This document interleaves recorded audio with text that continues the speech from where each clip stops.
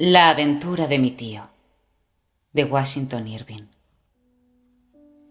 Hace muchos años, poco antes del estallido de la Revolución Francesa, mi tío pasó varios meses en París.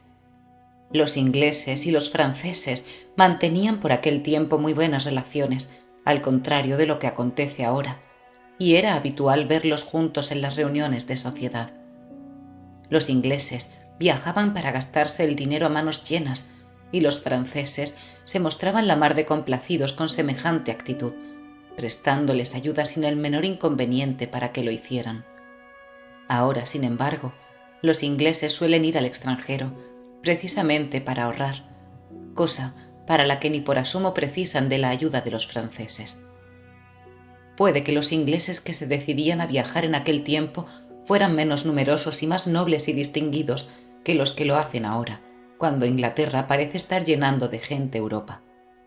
En cualquier caso, lo cierto es que se relacionaban perfectamente con las sociedades foráneas, y mi tío, mientras vivía en París, hizo muchas y muy buenas y sólidas amistades, algunas de ellas íntimas, con gentes de la nobleza francesa.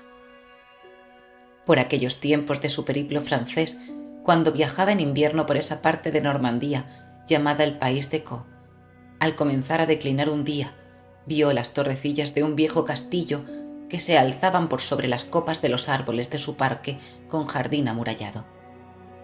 Cada una de aquellas torrecillas, con su alto tejado cónico de pizarra, semejaba una palmatoria a la que le hubieran puesto encima un apagavelas. «¿A quién pertenece este castillo, amigo mío?», preguntó mi tío a un postillón flaco pero vigoroso que, calzando unas muy altas y llamativas botas de montar y tocado con un sombrero de plumas, pateaba el suelo con furia para quitarse el frío. «A mi señor, el marqués de...», dijo el postillón llevándose la mano derecha a su sombrero, a medias, para saludar educadamente a mi tío, pero más que nada en señal de respeto al pronunciar el nombre de su señor. Mi tío no pudo sino regocijarse, pues el marqués en cuestión había sido uno de sus grandes amigos de París y a menudo le cursó invitación para que lo visitara en el castillo de su padre, diciéndole que nada le placería más. Mi tío era un viejo y experto viajero que sabía aprovechar perfectamente las oportunidades que se le presentaban. Por unos momentos, su imaginación se llenó de escenas en las que el viejo amigo se alegraba indescriptiblemente de verlo y le ofrecía los mejores aposentos del castillo y lo invitaba sobre todo a probar las excelencias de su cocina, famosa en París, y el champán de exquisita calidad que tenía en sus bodegas, así como un Borgoña no menos digno de mención. Mejor todo eso, por supuesto, que alojarse en un lóbrego hostal de ciudad provinciana. No mucho después, el postillón restallaba su látigo con furia de demonio o de francés, que viene a ser lo mismo, y emprendía la subida de la recta, pendiente, larga y estrecha avenida que llevaba hasta la entrada del castillo. Todos ustedes, a buen seguro, habrán visto algún castillo francés, pues raro es que alguien no viaje a Francia en nuestros días. El castillo del que hablo era uno de los más antiguos del país y se alzaba desnudo y retirado en medio de una especie de desiertos arenosos y de frías terrazas de piedra. Frío era también su jardín, no obstante estar bien cuidado, de setos cortados en ángulos y romboides.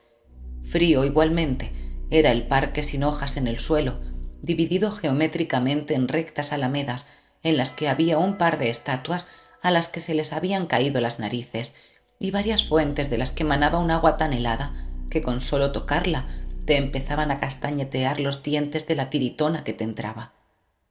O eso parecía. Esa sensación se tenía con solo ver las fuentes en aquel atardecer invernal en que mi tío lo visitó, aunque lo cierto es que en el verano el calor que se experimentaba en el mismo lugar resultaba simplemente abrasador y cegadora su refulgencia, como para quemarte los ojos. El restallar del látigo del postillón, más furioso a medida que se aproximaban a la entrada del castillo, hizo que alzaran el vuelo espantadas un par de bandadas de palomas que abandonaban así su palomar, como si se temieran lo peor, igual que una bandada de cuervos que se preparaban para dormir plácidamente en los tejados, y hasta una cuadrilla de criados del castillo, sin ir más lejos, con el marqués en persona a la cabeza. Naturalmente, se alegró muchísimo de ver a mi tío, pues su castillo, al contrario de lo que acontece de común en las casas de los buenos anfitriones, no tenía por aquellos días muchos más huéspedes de los que se podrían acomodar en sus aposentos, aunque eran varios los invitados allí alojados. El marqués besó a mi tío en ambas mejillas, según la costumbre francesa, y lo condujo al interior de tan señorial mansión, lleno de sincero y expresivo gozo. El marqués hizo los honores debidos a mi tío, los propios además de su casa y de su estirpe, con esa su educación tan francesa. En realidad no era por otra cosa que por el orgullo que sentía de ser dueño de castillo semejante, el castillo familiar, que además en buena parte era de antigüedad incalculable. Por ejemplo, una torre y la capilla habían sido construidas en tiempos, se puede decir que inmemoriales. El resto, empero, era de construcción más reciente y perfectamente datada, toda vez que el castillo quedó parcialmente destruido durante la Guerra de la Ligue. El marqués, en cualquier caso, parecía albergar a este respecto un gran sentimiento de gratitud hacia Enrique IV por haber considerado su mansión familiar digna de ser arrasada por sus tropas, lo que confería al castillo una importancia histórica evidente. Además, tenía el marqués mil y una historias que contar a quien quisiera escucharle acerca de las proezas guerreras de sus antepasados, y enseñaba con orgullo casquetes, yelmos, ballestas, espadas, botas de hierro y coletos usados por los de la liga. Y muy especialmente un mandoble con el que apenas podía, pero del que hacía ostentación, un tanto agresiva incluso, para demostrar que entre sus antepasados se contaba algún que otro gigante. Él, sin embargo, era un menguado descendiente de tan hercúleos guerreros. Contemplando los rostros adustos, si no brutales, que exhibían sus antepasados en los retratos de la galería, y mirando después al marqués de flacas piernas y de cara enjuta, pálida, como chupada entre aquellos sus dos grandes bucles empolvados del pelucón, sus ailes de pigeon, que parecían prestos a echarse a volar llevándosele la cara, era difícil creer que descendiera de aquella estirpe de guerreros. Aunque al mirar sus ojos, brillantes como los de un insecto, como si le brotaran sobre las aletas de su nariz desmesuradamente aquilina, se tenía la impresión de que, en efecto, sí había heredado de sus antepasados una gran fortaleza de carácter y acaso algo de su crueldad. Claro que, a decir verdad, el espíritu de un francés nunca desaparece, ni siquiera cuando su cuerpo mengua día tras día. Por el contrario, se hace su espíritu más explosivo en tanto van mermando las partículas del cuerpo material que lo alberga. Puedo asegurar que he visto en un enano francés el valor suficiente como para llenar el cuerpo de un gigante. Así, cuando en cierta ocasión el marqués se puso, como tanto le gustaba hacer, uno de aquellos antiguos yelmos que adornaban las paredes del vestíbulo, y aunque su cabeza no lo llenaba más de lo que lo hubiera llenado un guisante seco con su vaina y todo, los ojos le ardían, sin embargo, con el brillo de los carbunclos, y cuando blandía el imposible y enorme mandoble de sus antepasados, podía imaginarse quien lo viera al valiente y pequeño David empuñando la verísima espada de Goliat, como si fuera la vara leve de un tejedor. Sin embargo, caballeros, no quiero extenderme más en la descripción del marqués y su castillo, lo que les ruego me sea disculpado. Téngase en cuenta que al fin y a la postre era un gran amigo de mi tío, y siempre que refiere su historia lo hace con gran respeto y consideración, que no es sino trasunto de la gratitud sentida hacia quien fuera su generoso anfitrión por aquellos días. Pobre marqués. Fue uno de los que perdieron la vida cuando la turba asaltó las Tullerías aquel triste y 10º día de agosto. Vendió, empero, cara su vida. Como uno de los grandes caballeros de Francia, blandió su espada en defensa de sus reyes e hizo frente a los sans-culottes diciéndoles: «Vamos, aquí estoy, a ver cuán valientes sois de veras», hasta derramar la última gota de su sangre, cosa que ocurrió cuando un poignardeur lo clavó contra la pared con su pica, como si fuera una mariposa, momento en el que a buen seguro su alma subió a los cielos llevada por los ailes de pigeon de sus bucles empolvados. Bueno, eso no tiene nada que ver con la historia que quiero relatar. Cuando llegó la hora de retirarse a descansar, condujo el marqués a mi tío hacia los aposentos que le destinaba, que estaban bajo una de aquellas impresionantes torrecillas de la parte más antigua del castillo. Unos aposentos, sin embargo, que en tiempos lejanos, de guerras y otros y terribles avatares, habían sido calabozos. No era lo que entendemos por una habitación de lujo, aunque sí relativamente confortable, mejor que el cuartucho de cualquier posada. El marqués había decidido que mi tío durmiera en ella por considerarle un hombre de gusto lo suficientemente refinado como para apreciar dormir en un lugar lleno de historia, y también, que todo debe ser dicho, porque los aposentos realmente lujosos tenían ya huéspedes ocupándolos. No obstante, reconcilió pronto el marqués a mi tío con los aposentos que le destinaba, pues notó en él un cierto gesto de sorpresa y hasta de desagrado al verse allí, mencionando como de pasada el nombre de los grandes e históricos personajes que allí habían dormido, personajes que de una manera u otra formaban parte de su estirpe. Así pues, y siempre según el marqués, allí habían hecho noche hasta John Valio, o Jean de Bayeux, como decía él, y allí mismo murió de pena al saber del triunfo de su enconado rival, Robert de Bruce, en la batalla de Bannockburn. Y cuando añadió que el duque de Guise había dormido también allí varias noches, mi tío entonces sí, se vio obligado a felicitarse en voz alta por ser honrado con unos aposentos de tanta distinción y nobleza. La noche era fría y de mucho viento. Los aposentos de mi tío muy fríos. Un viejo criado, de larga cara y cuerpo igualmente largo, vestido de librea y puesto a su servicio por el marqués, echó un montón de leña en el hogar de la habitación, miró a su alrededor con ademán altivo y luego le deseó bon repos con una mueca extraña, como de risa contenida y encogiéndose de hombros. Algo que hubiera resultado extraño, una especie de burla en cualquier otro criado que no fuera francés, claro.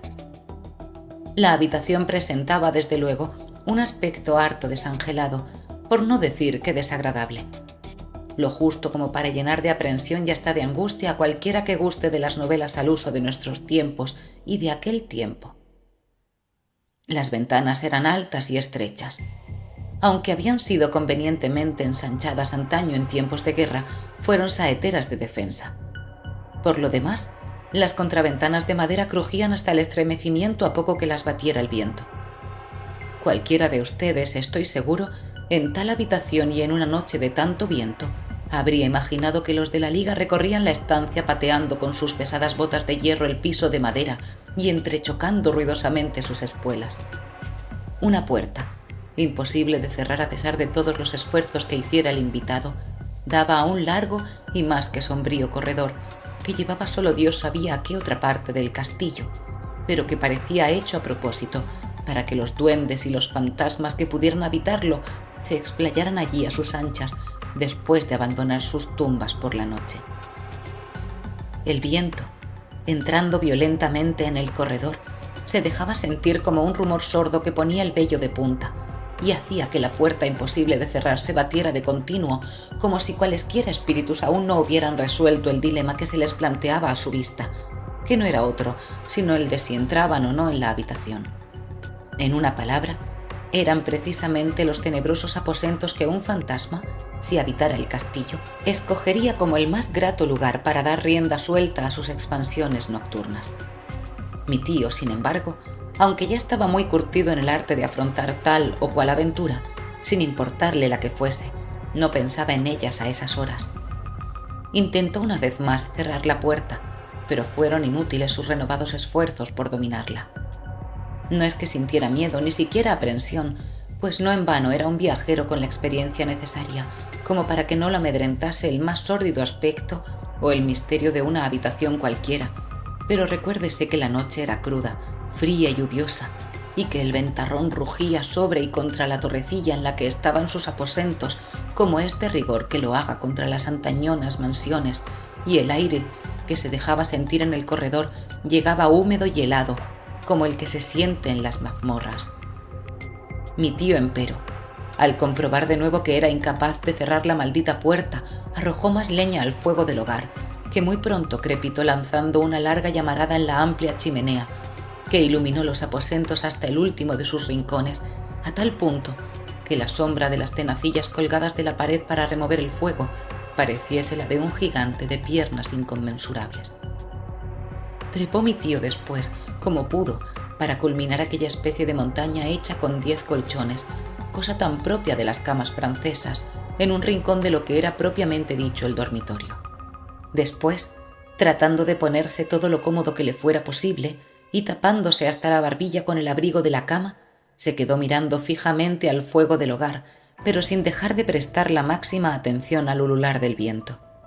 Así y todo, trató de infundirse ánimos, diciéndose que en ningún otro sitio hubiera encontrado una cama cerca de tan buena chimenea. Se felicitó por haber dado con su amigo el marqués y se quedó al fin dormido sin más.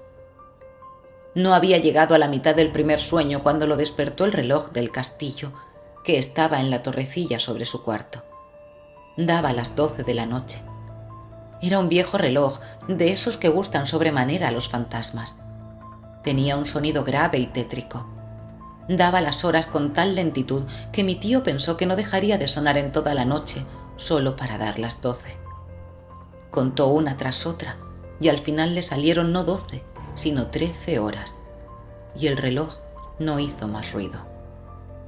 Casi para entonces se había apagado el fuego en el hogar, y el último rescoldo parecía a punto de expirar de un momento a otro, lanzando leves llamas azules que propiciaban no menos mortecinos resplandores y alguna sombra trémula.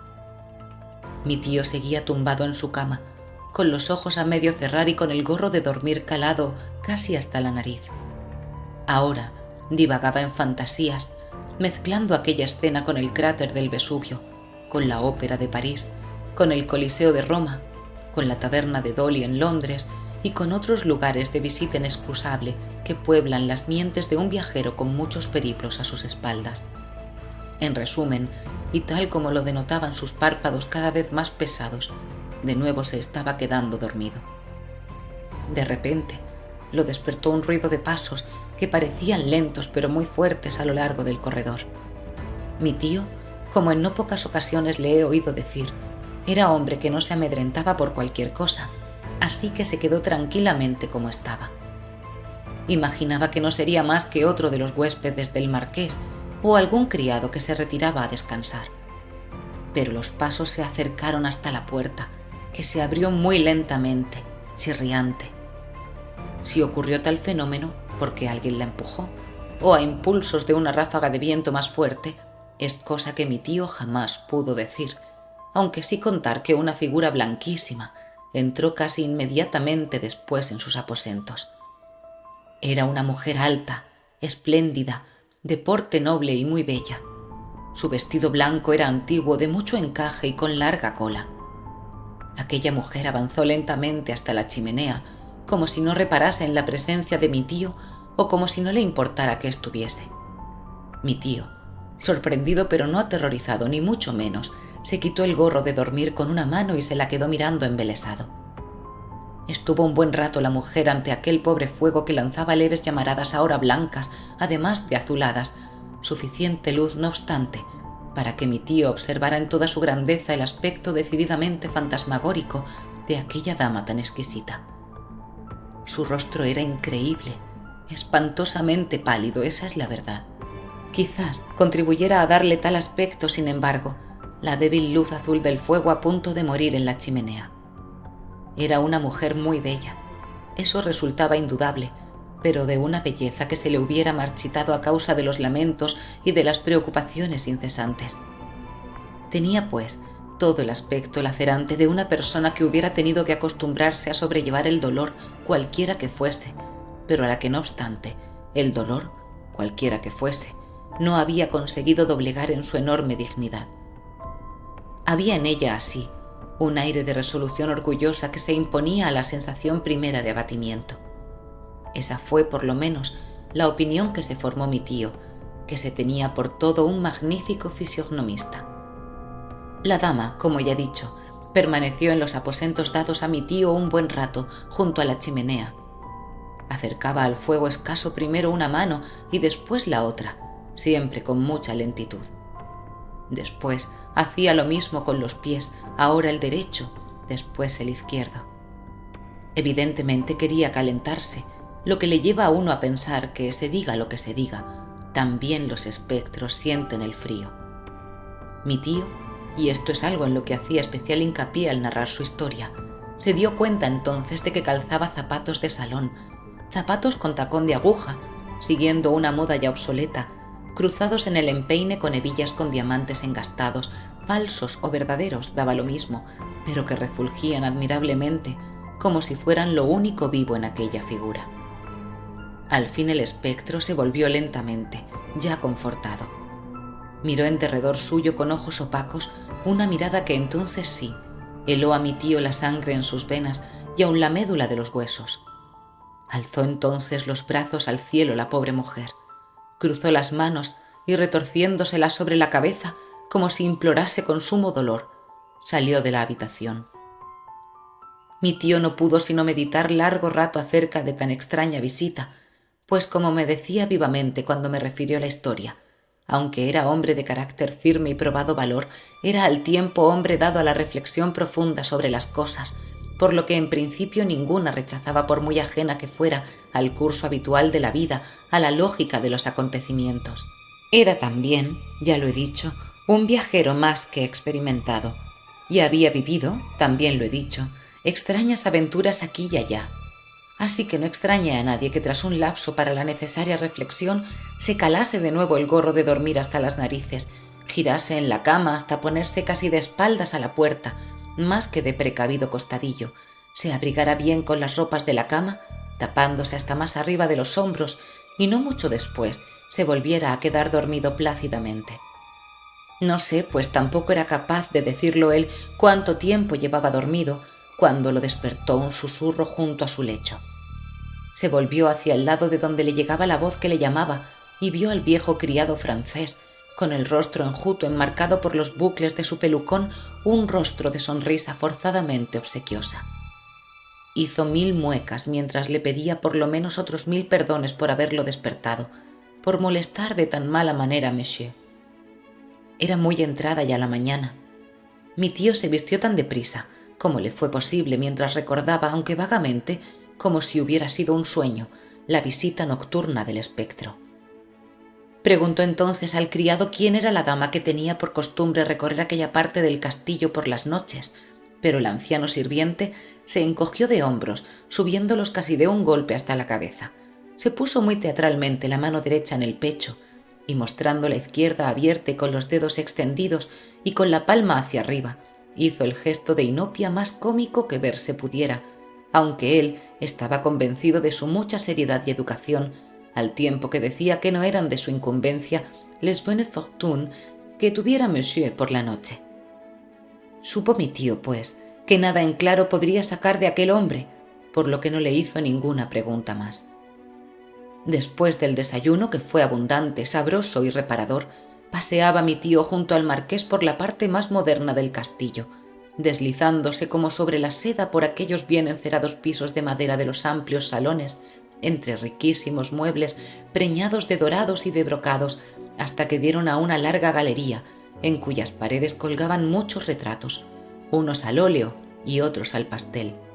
Aquello, como es natural, no podía sino alentar la elocuente facundia del anfitrión, que era un clásico aristócrata del Ancien Régime. En toda Normandía no había un hombre importante y cabe decir que incluso en toda Francia, que de una forma u otra no perteneciera a su noble casa. Mi tío lo escuchaba en silencio, impaciente sin embargo, unas veces descansando el peso de su cuerpo sobre una pierna, otras veces sobre la otra, mientras el marqués bajito ponderaba con su habitual viveza, por no decir que con su proverbial entusiasmo, las hazañas de sus antepasados, cuyos retratos tenía colgados en la amplia galería. Ni una aventura de las gentes de su estirpe, galante o guerrera, le ahorró a mi tío.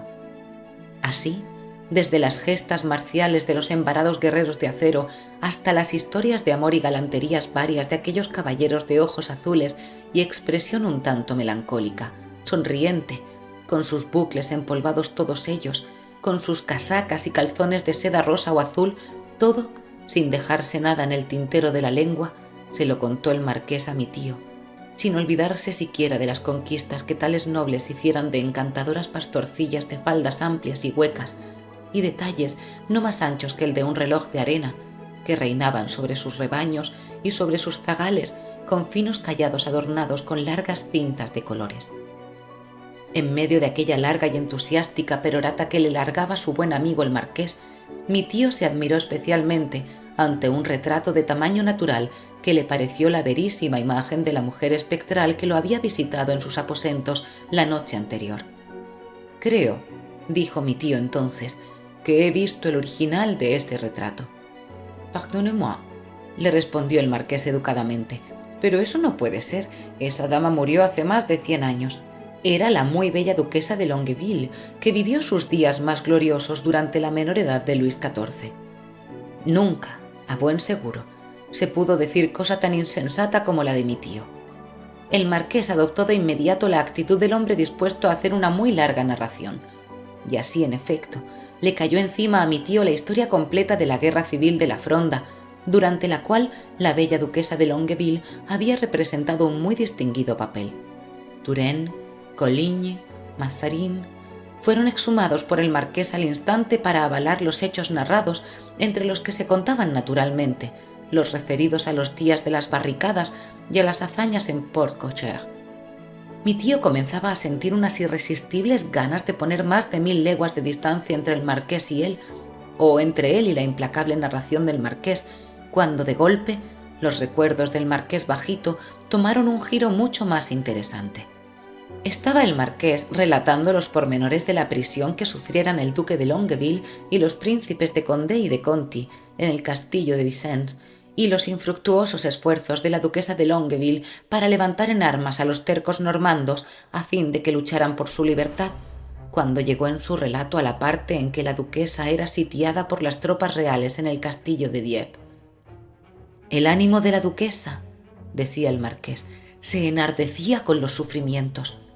Era admirable, según cuentan las crónicas de aquel tiempo, ver a una mujer tan bella y delicada luchar decididamente contra todas las vejaciones que sufría, contra todas las privaciones que padecía». Pensó entonces en un desesperado recurso para escapar. Conocéis bien el castillo en el que se hallaba recluida. Un edificio en ruinas sobre la cima de una colina que domina la pobre población de Dieppe. Pues una noche oscura y tempestuosa salió la duquesa de Longueville secretamente por una de las poternas del castillo, cuya vigilancia habían descuidado sus captores. Esa poterna aún está en pie. Da a un puente muy estrecho sobre un foso profundo entre el castillo y la cima de la colina. La seguían sus doncellas, un puñado de criados y varios caballeros que aún le eran fieles. No intentaba sino alcanzar un puerto distante unas 2 leguas de allí, donde la duquesa había preparado secretamente que un buque la aguardara para huir. Resultó, según el relato hecho por el marqués a mi tío, que el grupo de fugitivos tuvo que recorrer a pie aquella distancia por no poder contar con caballos. Cuando llegaron al puerto, se desencadenó una fuerte tormenta que agitó la mar terriblemente. El buque se hallaba anclado lejos de la rada y no había otro modo de alcanzarlo que tomar una barca de pescadores a la que la marejada agitaba como si fuera un cascarón. La duquesa, valiente, decidió abordarla a pesar de los esfuerzos que hicieron todos, incluidos unos pescadores que allí había, por disuadirla de tamaña locura. Mas la inminencia del peligro de muerte que corría y la valentía de que siempre había hecho gala aquella mujer impar no hicieron otra cosa que animarla en tan incierta empresa. Un pescador la tomó en sus brazos para subirla a la barca, pero era tal la violencia del ventarrón entonces que el hombre perdió el equilibrio, no pudo rehacerse y dejó caer su preciosa carga al mar entre las olas terribles que rompían contra el frágil embarcadero. La duquesa estuvo a punto de perecer ahogada, mas gracias a los denodados esfuerzos que hizo para salvarse de una parte y de otra merced a la ayuda de los pescadores y sus propios caballeros que le echaron un cable, logró tocar tierra. Apenas se hubo repuesto, insistió. Sin embargo, la tormenta era ya clara tempestad violentísima por lo demás y hacía vanos todos los esfuerzos.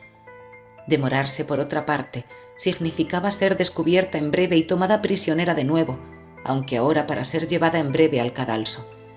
Allí en el puerto, y como no había forma alguna de abordar la barca de los pescadores, se hicieron con caballos.